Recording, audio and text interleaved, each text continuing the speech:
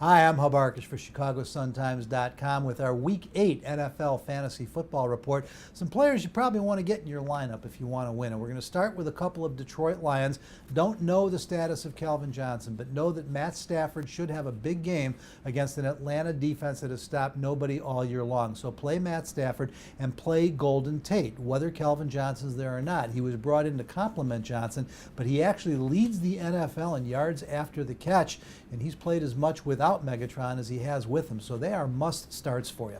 Now, another team that may surprise you a little bit, but I want their offensive players playing for me this week, are Minnesota Vikings Jerick McKinnon, Matt Asiata, and wide receiver Greg Jennings. None of them household names, I know. But first of all, look at what the Vikings as a team, what the offense and what their individual offensive players did a couple weeks ago playing against the Atlanta Falcons. They hung up 41 points on the board because the Falcons defense couldn't stop anybody. The Bucs defense hasn't really played any better. McKinnon in particular is a fascinating young rookie who is catching people by surprise. Out of Georgia Southern, he was a quarterback in college. His athletic numbers are off the charts. What he did at the Combine was shocking, and he is now converting that into NFL production. So again, play running back Jerick McKinnon. Pick him up on the waiver wire if you can. He might still be there. Also, the other running back, Matt Asiata, and the veteran wide receiver, Greg Jennings, has now started to come on for them quite a bit. Now, this one is for fantasy football fans, not Chicago Bear fans, because I got to tell you, if you can play the Patriots,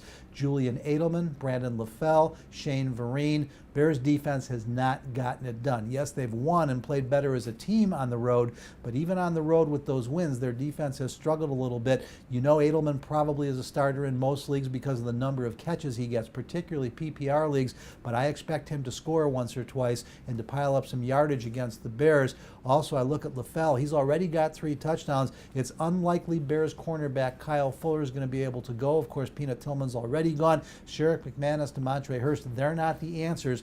Play the Patriots wide receivers if you can. Now, a couple matchups you probably want to avoid. I would stay away in that Atlanta-Detroit game from quarterback Matt Ryan or running back Steven Jackson. Decent numbers on the year, not great years. Yes, the Falcons are better at home, but you do not want to go against the Detroit Lions defense right now, particularly if you've got Ryan, who's been throwing too many interceptions. You got a team going in the wrong direction. The Lions want to get this win. They know the schedule gets tougher after this. And here's one other matchup that may surprise you. If you have Brandon Marshall on your team, he's probably your #1 receiver. You probably can't put him on the bench, but he's going to have a rough game with Revis Island, Darrelle Revis of the New England Patriots. You probably have to play Marshall anyway, but you don't have to play Alshon Jeffrey.